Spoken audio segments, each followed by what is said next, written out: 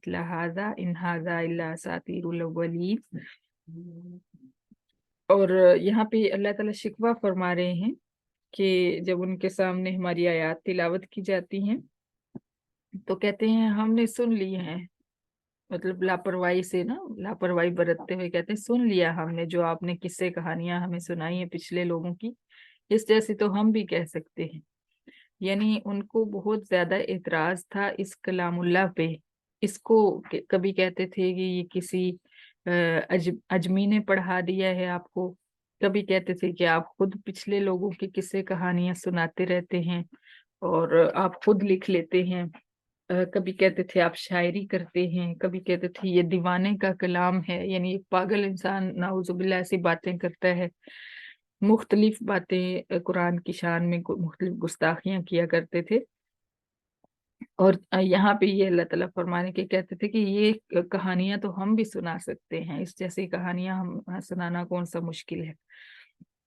وَإِذْ قَالُوا اللَّهُمَّ إِنْ كَانَ هَذَا هُوَ الْحَقَّ مِنْ عِنْدِكَ فَأَمْطِرْ عَلَيْنَا حِجَارَةً مِنَ السَّمَاءِ۔ اب ایک اور ریزن ان سے جنگ کرنا جو ضروری ہو گیا تھا، اللہ تعالیٰ بتا رہے ہیں کہ اس وقت کو یاد کرو جب کافروں نے مکہ میں یہ دعا مانگی تھی کہ اے اللہ اگر یہ دین سچا ہے، محمد صلی اللہ علیہ وسلم کا دین سچا ہے اگر، تو ہم پر آسمان سے پتھر برسا۔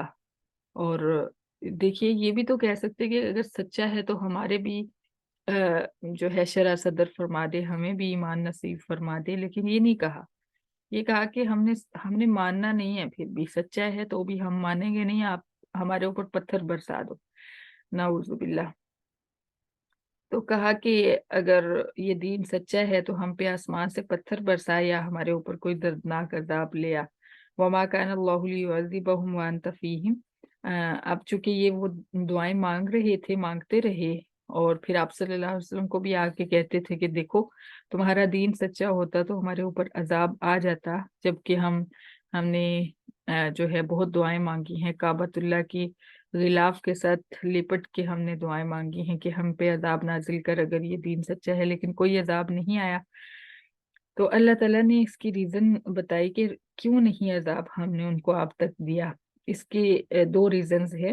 ایک سب سے پہلی کہ وَمَا كَانَ اللَّهُ لِيُعَذِّبَهُمْ وَأَنْتَ فِيهِمْ، جہاں پہ پیغمبر موجود ہوتا ہے وہاں پہ اللہ تعالیٰ کا عذاب نازل نہیں ہوتا، اور چونکہ آپ صلی اللہ علیہ وسلم وہاں پہ موجود ہیں اس لیے ہم نے ان کے اوپر عذاب نازل نہیں کیا۔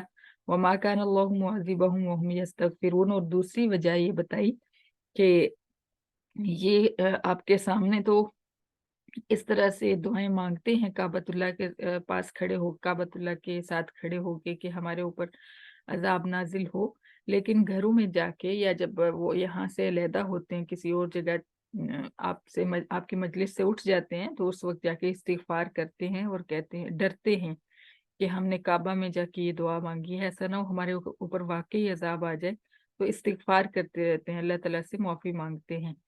تو یہ وجہ ہے کہ ہم نے اب تک ان کے اوپر عذاب نازل نہیں کیا۔ تو دو ریزن اللہ تعالیٰ نے بتائیں۔ اب ہمارے پاس پہلی ریزن تو نہیں ہے کیونکہ نبی ہم میں موجود نہیں، لیکن دوسری ہمارے پاس ہے کہ ہم استغفار کر سکتے ہیں۔ تو اس لیے انشاءاللہ آپ نے اگر وہ 7000 والا استغفر اللہ پڑھنا شروع کیا ہوا ہے تو اس کو جاری رکھیے گا۔ وما لهم الا يعذبهم الله وهم يصدون عن المسجد الحرام۔ اب اللہ تعالیٰ فرماتے ہیں کہ کیا وجہ ہے، کیا چیز مانے ہے کہ ہم ان کے اوپر عذاب نازل نہ کریں۔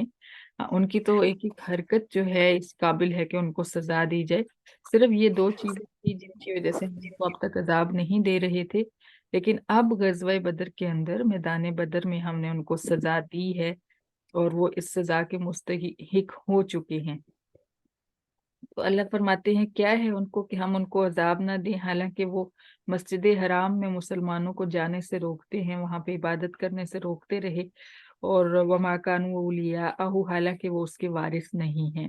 یعنی اللہ تعالیٰ نے یہ بتا دیا کہ کافر جو ہیں وہ مسجدوں کے وارث نہیں ہوتے، متولی نہیں ہوتے۔ مسجدوں کے متولی ان اولیاءہ الا المتقون، پرہیزگار ہوتے ہیں۔ ٹھیک ہے، تو اس سے بہت سارے مسائل بھی دیکھے جا سکتے ہیں کہ مسجد کے امام کو بھی उस शख्स को मुंतखब करना चाहिए मस्जिद का इमाम जो बहुत ज़्यादा परहेजगार और बहुत ज़्यादा कारी कुरान हो, बहुत ज़्यादा अल्लाह ताला से डरने वाला और इबादत गुजार हो। क्योंकि अल्लाह ताला फरमा रहे हैं कि मस्जिद के वारिस बनने के सबसे ज़्यादा हकदार वो लोग हैं जो परहेजगार होंगे।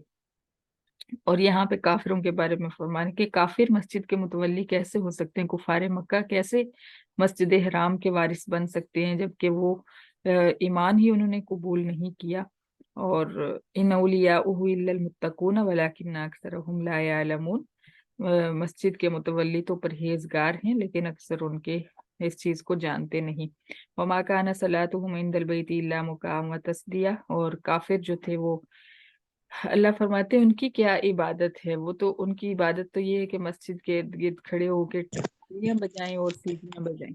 जब मुसलमान सही होते थे तो मस्जिद हराम के पास आसपास खड़े होके मुसलमान बाजमात नमाज पढ़ रहे होते तो ये तालियां और सीटियां बजाने लग जाते, शोर मचाने लग जाते कि किसी को समझ ना आए नमाज में क्या पढ़ा जा रहा है, क्या तिलावत हो रही है।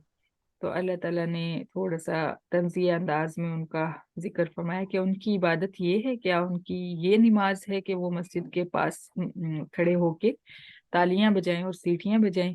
फज़ूकुल अज़ाब बिमा कुंतुम तकफुरून, लिहाजा हम उनसे ये कहेंगे कि तुम अजाब चखो इसलिए कि तुम कुफर करते थे।